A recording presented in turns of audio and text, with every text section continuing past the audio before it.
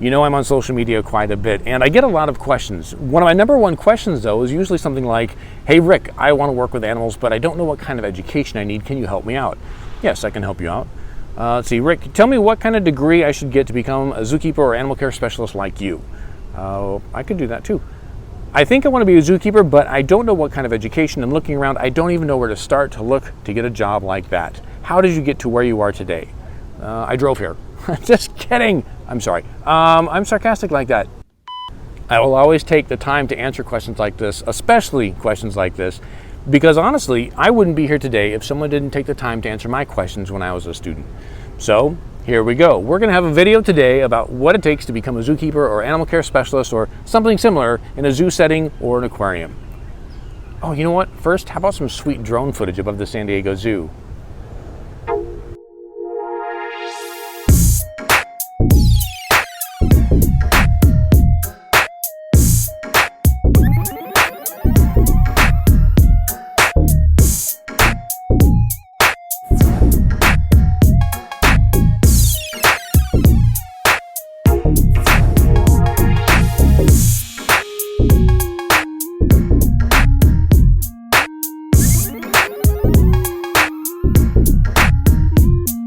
That wasn't a drone, it was Skyfar. It was still kind of cool, right? So before we get into the details of what you need to know to become a zookeeper or animal care specialist or something similar, you need to know a little bit about the job. Like it's very physically demanding. You're on your feet all day, you're lifting, you're hosing, you're raking, things like that.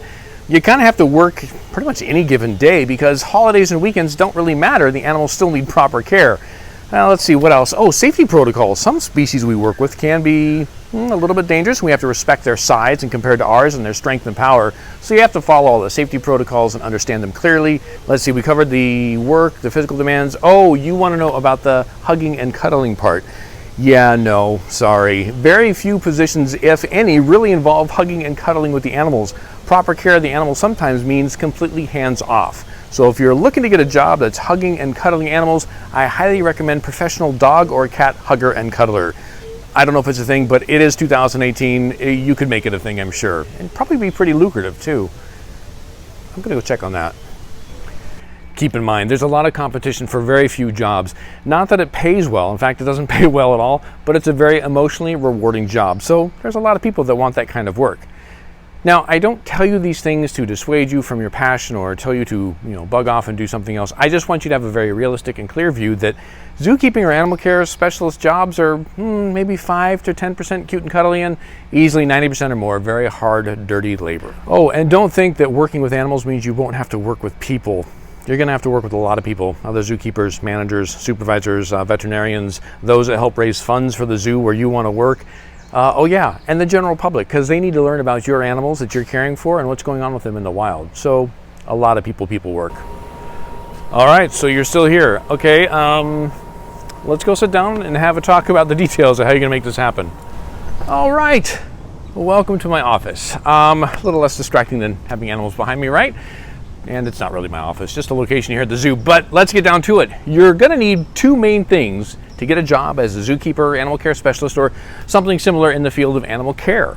First one, a bachelor's degree. Now, most facilities today do require a bachelor's degree, preferably in something of the animal realm and animal sciences, such as biology, ecology, zoology, or in those ologies, but also animal behavior. That one is important too, and works well. I know a lot of people who have a degree in animal behavior that then work right into the zoo world, because working with animals is a lot of understanding their behavior and working with that too. Oh, and if you happen to have a bachelor's degree in something else, and you're trying to pivot or make that change into the animal care world, it doesn't necessarily mean you're not going to be a candidate if you don't have something in the animal field, but you're going to have to kind of work and massage what that degree is and how that's going to apply to animal care. And if you want, shoot me a message. We can discuss and see how that might work. It's not a guarantee, but we can try and figure something out. Now, if you're like, well, Rick, I'm going to apply to a place that doesn't require a degree, absolutely understand that. Keep in mind, though, your competition for those positions probably already has their bachelor's degree, so to make yourself a more viable candidate, even if the facility you're applying at doesn't require a bachelor's, you might want to consider getting it anyway. The other thing you will need, of course, is experience, and this is the big conundrum for all of us trying to get into the animal field. How can you get a job that requires experience if you can't get hired for a position to get that experience so you can then have more experience? It's frustrating, I know. If you're in high school or college now, I highly recommend volunteering at your local zoo, animal shelter, a vet hospital, horse stables, anything that involves working around animals. The daily grunge work of cleaning and feeding is very important. Another good one, wildlife rehab. There you're working with animals that clearly aren't used to being around people. You need to learn all the safety protocols and proper care. And also it's great giving back to our local wildlife when you work at a rehab facility. So check for those volunteer opportunities around anything that has anything to do with animals to help gain more experience. And of course, that usually leads into, Rick, how much experience do I need? Well, I would say a minimum of 6 to 12 months because most job postings I see say 12 months or around a year's experience or more even. So with that in mind, I would say check some job postings now and see what they say and kind of use that as a guidepost or a map, if you will, on what you need to do to start setting yourself up to be a viable candidate for these positions. There's a hawk behind me. I don't know if the mic's picking it up, but I love it. It's great.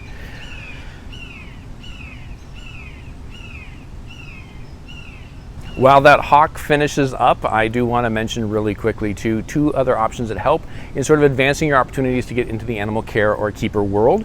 One is called Moorpark College here in California. The other one's in Gainesville, Florida, called the Santa Fe Community College Teaching Zoo. Both facilities, as I understand it, have their own zoos, so the students get hands-on work, but you also take college-level courses. Now, full disclosure, I do teach part-time at Moorpark, and I am a graduate of that program. I'm more familiar with it, so I can answer more questions on that if you have them. I have not gone to the Santa Fe Community College. I have met some graduates, though, and they say it's a great program. I think it's a great program from what I've heard. I highly encourage you to look into both. I will have links down below in the comments to both of those programs so you can look into it more on your own and do some of your research there.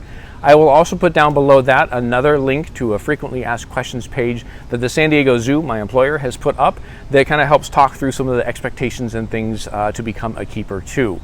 I think that covers it. If you have any questions, please leave a comment below or find me on social media at Zookeeper Rick on Twitter, Instagram, Facebook. I'm all over the place.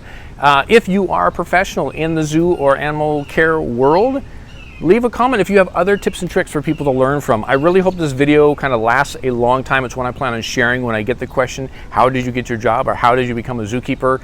And so if there's more information in the comments that people can read through, then by all means, please leave that there for them. If you're still working to get into the field, leave some tips and tricks on what your struggles have been so people know what to expect as well. I really want this video especially to kind of have that community feel so people who are looking to get into this career or are in this career path already can have that moment of conversation. So when people do receive this link for me to answer their question, they have more information there. I can only, of course, speak from my personal experience, and I know there's a lot more experiences out there than just mine.